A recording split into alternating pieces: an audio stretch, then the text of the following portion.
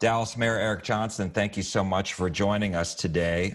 There were a total of 84 budget amendments to the proposed Dallas City budget. You had 3 of them. Can you walk us through your 3 amendments, please? Sure. Thanks for having me, Jack, first of all. Of course. I'm trying to provide relief to the residents of Dallas in the middle of a pandemic. That's the theme of my budget amendments. The budget that the city manager proposed was a good start, but there are things that we absolutely need to do to make sure that we are sharing in the pain at City Hall that our residents are feeling. So I'm giving the City Council 3 options to consider that line up with the residents of Dallas priorities as they've been communicated to me. The first option is to invest in public safety by funding the recommendations of my task force on safe communities, but also adding some civilians to our police department. About 50 civilian employees would allow us to then put 50 police officers who are currently doing those jobs on the streets to help us reverse this trend of increasing violent crime in our city, Jack. So we want to put more police on the streets by hiring some civilians. We also want to do some more lateral hiring and hire some experienced police officers that we don't have to put through a police academy and do the full training for those because they've been trained in another department. In other words, we want to leverage other cities' investment in these police officers and bring them over as lateral hires. And we want to make sure that we don't completely zero out the increase in funding for police cars, because we do need our police to be in safe vehicles so they can do their job and they can have the presence out of the community that they need. So the first amendment would do all those things. It's a public safety amendment. The other amendment would be a streets amendment.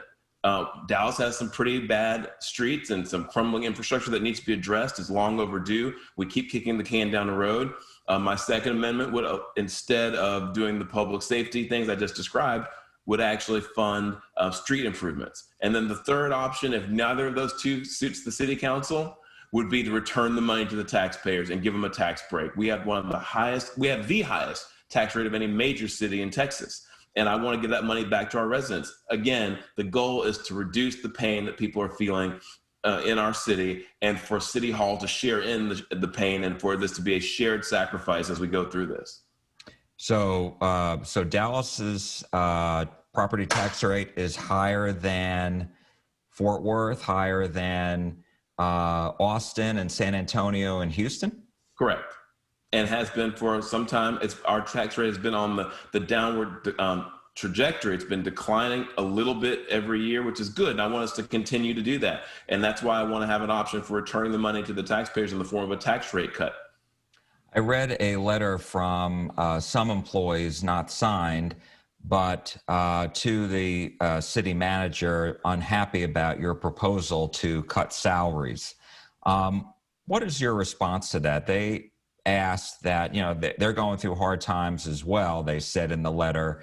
And they said that, where is the city going to find expertise that these folks have should they decide to leave because of the reduced salaries if it passes? So your response to that? Well, Jack, I think the letter you're referring to is an unsigned, looks like typewritten letter that was photocopied and distributed by the city manager. I have no idea how many employees, if any actual employees, that letter's opinion represents. I don't know the source of that letter. It was anonymous, essentially. But here's what I do know. I do know that my proposal does not cut the salary of a single City of Dallas employee that makes less than $60,000. I also know that my proposal doesn't affect more than 10% of the total workforce at the city.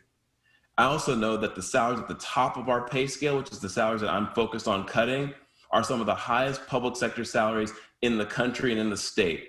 We have employees at the City of Dallas who make more than the President of the United States of America. We have employees at the City of Dallas who make more than the Governor of Texas. We have employees at the City of Dallas who make more than the people who run the state agencies that oversee 30 million Texans in the form of the Department of Transportation and the Department of Public Safety. Our salaries are very, very generous at the top of the pay scale. Our salaries have also been increasing over the past few years. So the cuts that we are talking about are very modest and will not put anybody out on the streets or make anybody homeless or anything like that. And they affect a very small percentage of our workforce, but they are necessary for us to share in the pain that our residents are going through. there's not an industry in this city or in this country that's not been affected by COVID-19, has not done similar, if not more drastic, salary reductions and even layoffs and furloughs.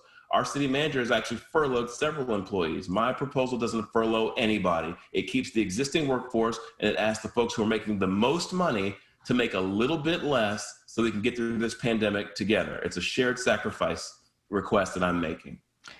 Is this going to be a heavy lift to get past council members? You would need 7 other council members to join you. And when I spoke with some of them several weeks ago, they thought that it was important to discuss the issue, but I don't know if they necessarily support it.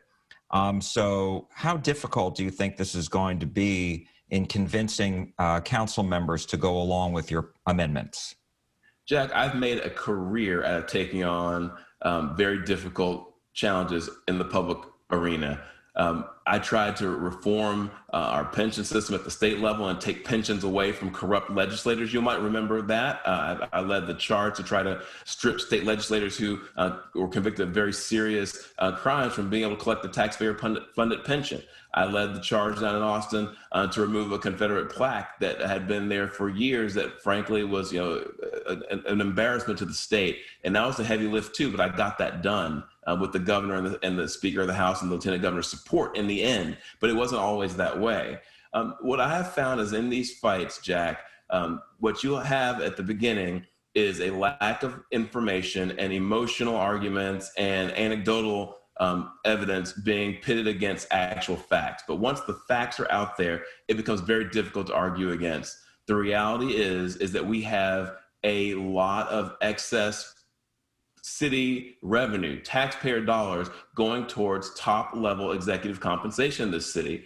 We have a lot of very well compensated executives at the city of Dallas who could afford to make a little less. And I'm including myself in the group of folks who would take a cut. My salary is not excessive by any means, but I'm still proposing to cut it in order to get these things done for our residents. So I want to see public safety prioritized in a city where violent crime is on the rise. I want to see infrastructure prioritized in a city where the streets are crumbling. And I want to see money go back to the taxpayers in the form of a tax cut when people are struggling economically. That's my priority. And hopefully once the council hears the facts about our compensation structure, they won't let emotion guide them. They'll actually make good, sound public policy based on facts. Wanted to ask you about some of the other budget amendments. Have you had a chance to look at them from the other council members? I've seen a few. I've not read them all. There are several, but I've read a few of them. And as you know, there are various council members who are calling for cuts to the police department. And one theme that I have seen is eliminating the mounted patrol at DPD. Also, it looks like change the academy basic training, where at least one council member wants to send, instead of having it at the city's facility, send that out to a regional facility. There's also one council member wants to eliminate step increases, eliminate new officers. And so I'm wondering what your thought is about some of these ideas of taking money out of the police department, or at least, restructuring a little bit. I don't support defunding the police. I believe that public safety is the top priority of the residents of Dallas, and it's my top priority as well. However, I do believe that all of these ideas are worth discussing. I don't want to dismiss any council members' amendments out of hand before we've had a chance to have a robust discussion about them, but I want to make my position very clear. Violent crime is on the rise in Dallas. We have a violent crime problem in this city, and we're not going to address it by putting our head in the sand. We have to actually increase our investment in public safety. That means we need to fund the initiatives that are outlined in my task force on safe communities recommendations. We need to continue to hire talented and well-trained police officers who are committed to community policing. That means hiring more civilians and taking more officers who are doing civilian capable jobs and putting them back on the streets. It means restoring some of the funding for our police squad cars that was cut in the city manager's proposed budget. And it means, Jack, frankly, that we have to make sure that we are sending the message in this city that public safety is our top priority, as it is the top priority of our residents. Now, all these different ideas about things we can maybe cut from the police department, I'll have that discussion. I'll listen carefully, and I'll vote at the time based on the evidence that's presented. But my position is that Dallas needs to recommit itself to public safety and needs to invest in the police department in an intelligent way, and that defunding the police is not the right approach. Mayor, a couple more questions. And again, I really do appreciate your time. As you know, there were 6 people shot over the weekend in Deep Ellum. They went to the hospital. And so first, and you just talked a little bit about it. What's your reaction to this? I think one of them was a 15-year-old, if I'm not mistaken. So what's your reaction that we keep hearing these horrible, shootings, in some cases deaths?